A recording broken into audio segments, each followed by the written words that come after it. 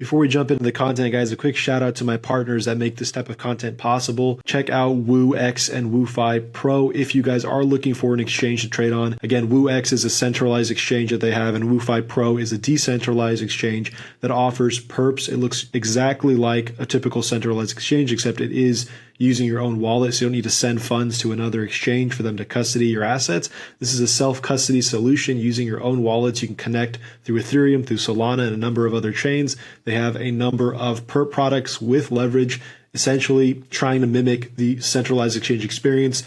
Pretty good liquidity as well for those who are trading in lower volumes. Again, me personally, I like to use a centralized exchange to this day because my size and the size of my positions is generally, I would say, on the larger side. But for those who are starting new accounts or want to experiment using an exchange but don't want to send their funds over to a centralized exchange, do check out WooFiPro. Again, if you use my link to sign up for this exchange, there's no KYC required for WooFiPro because it is a decentralized exchange. Without further ado, guys, let's jump into our content for today.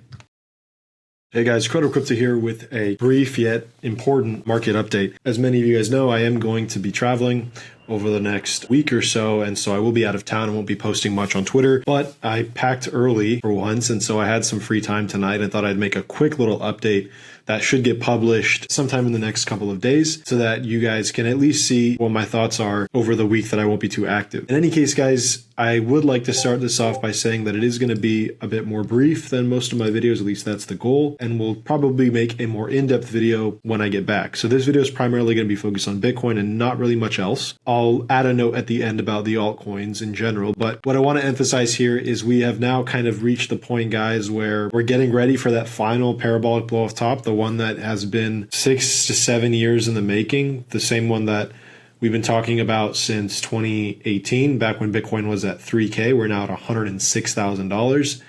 And we're approaching what I believe to be the end of the cycle that started in 2018, which is part of a even larger cycle that started at Bitcoin's inception. So if you've been keeping up with my YouTube videos, you're very familiar at this point with the idea of where we are in this cycle within a larger cycle.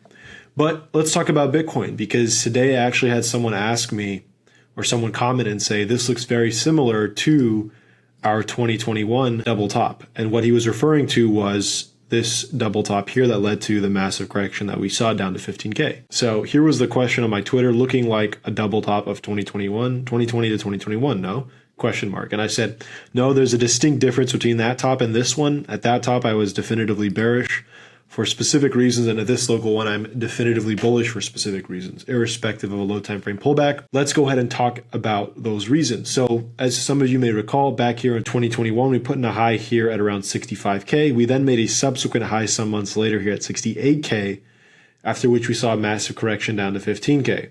The question is this a similar double top occurring to what happened here? And are we going to see now a massive correction down to maybe sub 50K, 40K, 30K, whatever it may be? And I think that this is definitely not the same situation. And back here in 2021, I was one of the few who was saying that I did believe that we would correct from this level here at around 65K plus down to at least 30 to 40K. 30 to 40K was my downside target. As we all know, we ended up breaking below that, along with the 3AC, Luna, and FTX collapses, and that brought us down to 15K. I do think if those collapses hadn't happened, we may have held 30Ks, just like the 3AC and Luna collapse. If those who are familiar with the situation understand that essentially that collapse of Luna caused a forced selling of tons of Bitcoin that should not have otherwise been sold, and that forced selling of Bitcoin was enough to break us down here. And then FTX occurred, I think, at around 20K, and that sent us down to 15 for the final capitulation. But basically forced selling that I think not under normal circumstances would not have occurred, and that caused us to break down below the 30 to 40K region and go down to 15K, where we ended up bottoming before the next leg to the upside, which is the final one that we've been waiting for since the cycle began in 2018. So the reason that I was so bearish here in 2021, while many were looking for that final fifth wave to occur to 100K plus here, is because, as I stated, and you can go on my Twitter and you'll find the actual tweets, I specifically stated that the move up off of this 29K low was not impulsive, meaning it was a three-legged corrective structure. And you can see that here, right? And so corrective structures tend to get fully retraced. So we had a corrective structure up to these highs because it was not an impulsive move. I said, this is not actually the start of our fifth wave. A lot of people thought that it was the start of the fifth wave. We have the first wave here, the second, the third. They believe this was the end of the fourth and that we had started the fifth. And I was basically making the argument that this move up here was part of the fourth and that we would come down to 30 to 40K to finish up the fourth before getting that final fifth. Now, of course, we went lower and this fourth ended up becoming a lot longer in terms of time and price as well. But what followed then was the fifth wave that we're now on, that has taken us to new all-time highs in 100K plus, as expected. But the reason that I was bearish here again was because we had clear corrective movement to the upside, one leg, two leg, three leg. Again, for an uptrend to be valid, we need a series of higher highs and higher lows. What we had here was we had a low, we had a high, we had a higher low, and a higher high, but again, a series of higher lows and higher highs means multiple or more than one. And so what we should have done if this really was the fifth wave is this should have actually gone up a little bit higher. We should have made another higher low and then a final higher high, and that would have been a 1, 2, 3, 4, 5, aka an uptrend. That's what we're looking for. Instead, we got a three-legged move that then fully retraced. So as soon as we broke back below 39K and fully retraced this third leg up, that confirmed that we weren't going to get a higher low because now we got what? A lower low, breaking below the last higher low. And so we went low, high, higher low, higher high, lower low. And when we got that lower low, that break right there, that confirmed that this was not an impulsive move. It was a corrective move and that we were headed lower. There was also, I believe, some bearish divergences present here. A number of reasons why I was looking for a pullback from these highs. It just obviously went deeper than expected. In any case, guys, what we have now is distinctly different from that top in a number of ways. But the most obvious and most simple way that it's different is that the current move up has occurred not in a three-legged move, but in a very clean, impulsive-looking move. And we can see that here in the lower time frames. We have strong moves up, followed by corrective sideways price action, strong moves up, corrective sideways price action, strong moves up, corrective sideways price action. This is exactly what an impulsive move looks like. So while in the sense that we are clearing these highs, and in the sense that this is similar to 2021 in that sense, the big difference here is that the subsequent move up off of this low that we had here in 2021 versus the low that we had here at 74K, this one is impulsive and this one was not. And that in and of itself is enough to argue that there's a massive difference between these two tops. Now, there's a lot more to this based on, the count going off the lows, based on the idea that we have not yet completed a fifth wave, based on the idea that long-term holder supply is back at record highs, which is something that I'll probably dive into in the next video because this is supposed to be a brief one. But I just want to explain why this is different, okay? And now in that same context, in terms of a pullback, another question I got was, is it not in danger of breaking high time frame structure here? And I recently tweeted, not even close. Any pullback here is a buyout before we start going parabolic. I'll outline some areas of interest when I get a chance to post a chart in a bit. So instead of a chart, I'm just making you guys a video. And let's talk about areas of interest on the downside. From my last YouTube video, you guys will recall that I basically said that at this point, any pullbacks are fair game. And technically, even if we were to make a pullback down to the green zone here, which is high time frame demand, it wouldn't change anything. And I recommend, for those if you're curious to understand why, I recommend watching my last YouTube video. I won't rehash it again because I covered it very thoroughly in that one. But let's assume that our bottom was in here at 74K at this point, and let's look at logical areas of pullbacks. Some of you may recall, again, I did post a chart on Twitter as well that marked off these key levels. This level right here, this low level right here, if our bottom is in, then this is our high time frame invalidation at 74K. And what that means is that any move above, any correction down above 74K is technically fair game and doesn't break high time frame market structure. So our first major high time frame market structure invalidation would be here at 74K.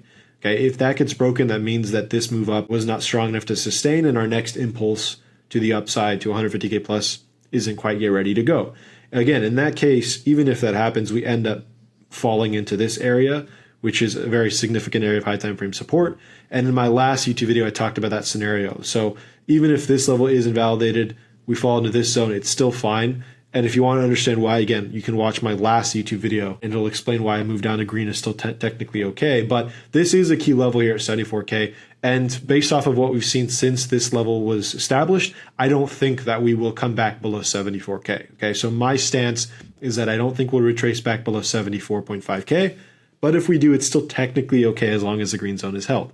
Now, where do I think we will retrace back to? There's a few key levels on this chart. As I previously mentioned, we're looking at a potential five-way move to the upside that may have completed here at about 105K. It's pretty cool. You can actually see, on lower time frames, that the move that followed this, we have a lot of chop. We have a pretty choppy grind up. Now, this isn't an impulsive move, and you can see that it's like one leg, chop, and then another leg chop, just a lot of overlap. And that's why this retracement that we're seeing now is really not a cause for concern at all. And it's not surprising because unlike these moves that are very strong and straight without much overlap, these are what we consider classic impulsive moves. This move had a lot of choppiness and a lot of overlap. It's a little bit tricky to make 5-wave subdivisions within these moves as well. They're not perfect, but they're pretty strong, and you can see that the subsequent corrections that follow them are pretty sideways, and that's what we look for impulsive moves. So structurally, again, if our 5-wave move up, the first one of a much larger move to the upside is complete, then technically, if this was the end of the first 5-wave move off of this low at 74K, then what follows, this corrective move, can technically do any of this basically, and it doesn't matter because we have a 5-wave move. We have a high, a low, higher high, higher low, higher high, meaning a low time frame uptrend established. All we need to do now is put in a higher low on the higher time frames, whether that be here, whether that be down here, whether that be down here. Doesn't really matter. As long as this low at 74K is not breached, then this impulse stands, and then this means that this was our bottom, and we're kicking off the next impulsive move to the upside, which means that wherever we do bottom here in this correction, we should then expect another very aggressive move to the upside to continue this pretty nice low time frame uptrend that we have developing. This is very similar to an idea that we had back at 30 to 40K, I believe it was. This was back in May 1st of 2024, literally almost a year ago. And basically, I said, don't forget the big picture here on Bitcoin. We could go down another 20% from current levels, and it wouldn't change anything on the higher timeframes. The best is yet to come.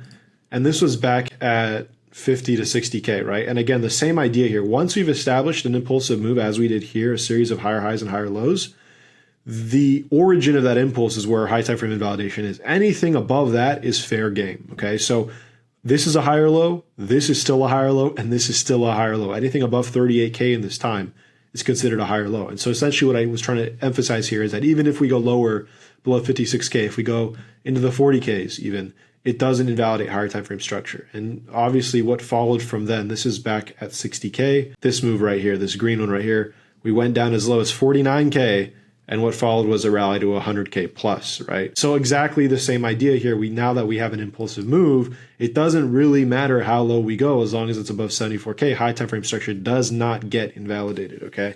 But what I do want to point out is I did notice some similarities between the current move and a very clear impulse that we saw years ago.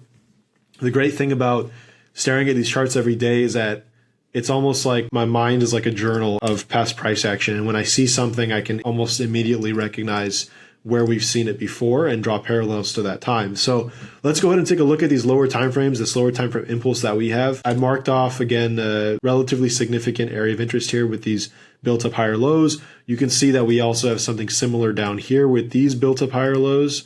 And you can see that we also have something similar, not as significant, I guess, but relatively equal lows here. All these areas where we've kind of left higher lows without any significant sweep and simply just continued to climb higher with repetitive impulsive moves.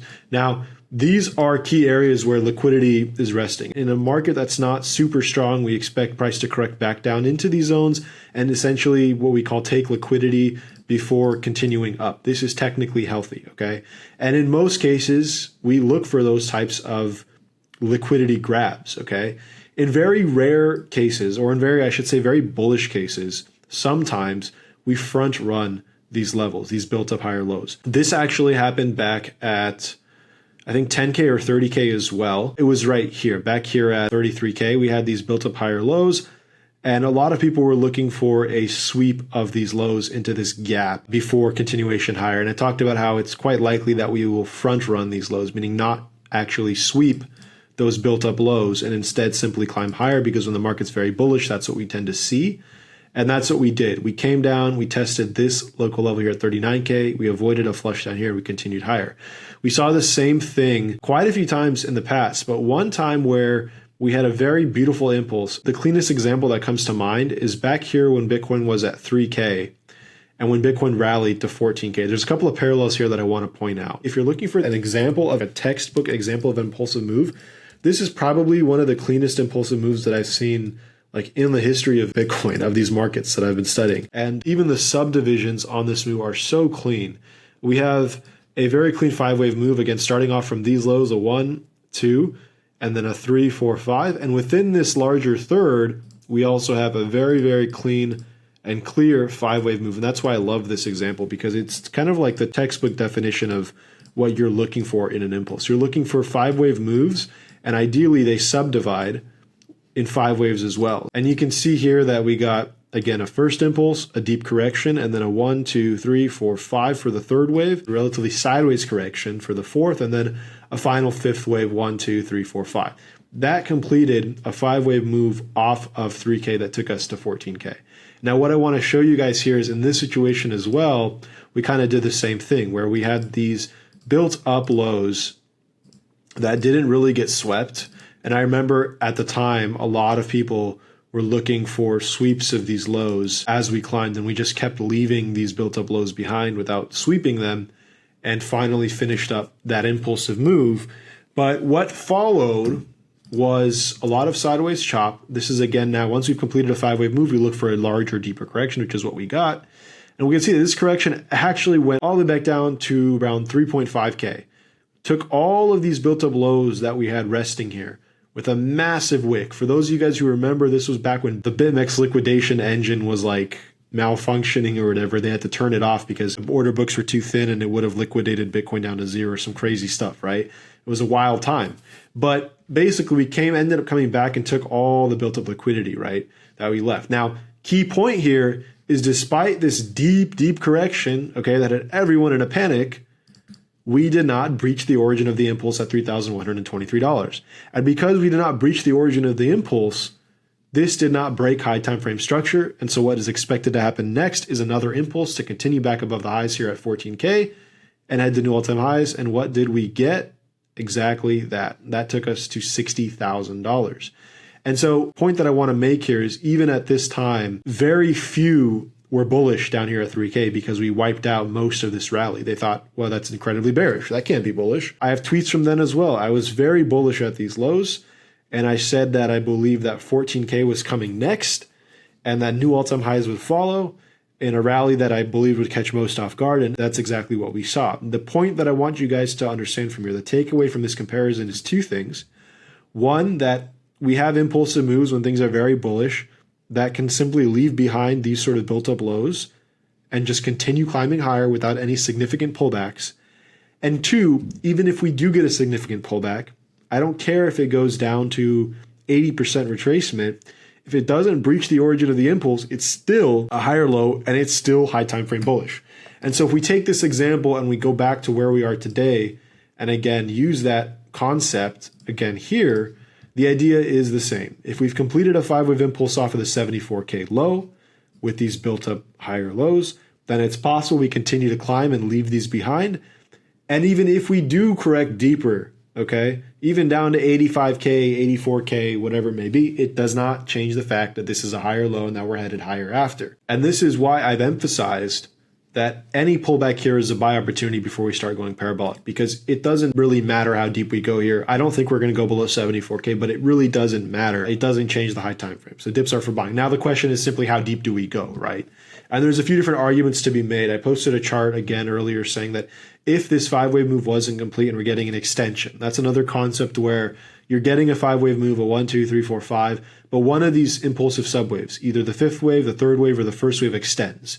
And what that means is that you get a 1, 2, 3, 4, and then the first wave of the 5th, which looks about the same size as the other impulsive waves, is actually not the end of the 5th, but the first wave of a much larger 5-wave. We call that an extension. It just means the markets are very bullish and the trend is very strong. And so instead of getting a deep pullback, we simply keep going up with shallow pullbacks and continued impulsive moves in what seems to be like a never-ending rally sideways, rally sideways, rally sideways, rally sideways without pullbacks that people are normally expecting. That's all it means, an extended wave. So that idea of an extended wave is in play as long as this low at 93K isn't breached, okay? 93K isn't breached, then this could be even more bullish than expected, and maybe we simply chop around here and then continue up without a significant pullback, okay? In terms of areas of interest on these lower time frames, in the most bullish case, I'm looking at this area here, okay? This is a local area of demand right above this first set of higher lows. If we are in the most bullish scenario, then we will not take these lows. We'll simply find buyers above these lows, we'll front run them, and we'll continue higher. This is, again, similar to what we saw back here at 30K. And there's been 3 or 4 instances that this has happened, like similar to what we saw here, where we just make higher lows and go up. Here where we had these higher lows and then we ripped. Here where we had these higher lows built up and we came and just tested the high, but we didn't actually move below the first set of higher lows and we ripped up. So this could be a situation like that. And in that scenario, these lows that are logical area to expect to be taken may not get taken. We may front run them. In that case, the green zone should hold. And that green zone is this little local area of demand here between 102 to 104K. Another thing I want to emphasize is if this is a completed 5-wave move and we've started a corrective structure here, these corrective structures can drag out, as we well know by now. And they can take a lot of different shapes and forms, but at the end of the day, what we have here is some combination of corrective choppy price action before the next impulse starts.